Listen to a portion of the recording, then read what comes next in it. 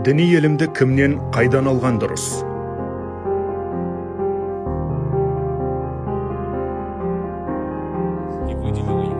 Тәуліктегі әр сағаттың 5 минутын интернетке арнасаң, бұл күнне 120 минут, не аптасына 14 сағатқа тең уақыт. Интернет радикалды идеологияны таратудың алаңына айналды. Уағызшылар жалған ұрандар арқылы халықаралық террорлық топтарға адам тартуда. Дін тек мақсатқа жетудің құралы ғана. Арандатушылар нысанаға іліккен кез келген адамды оңай көндіре алады. Жұмаққа жеңіл жетудің жолын ұсынып, тозаққа құлатады.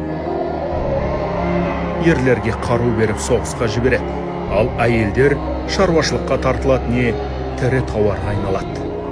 Радикалды идеология осылайша не өлімге әкеледі, не түрмеге түсіреді.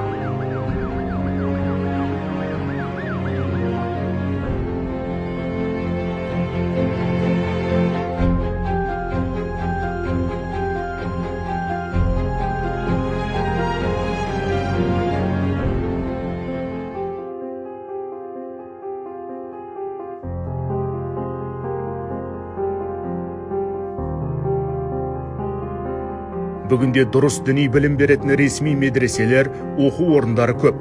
Мешіттерде имамдар, ал әкімдіктер жанындағы орталықтарда жан-жақты ақпарат беретін мамандар да жеткілікті.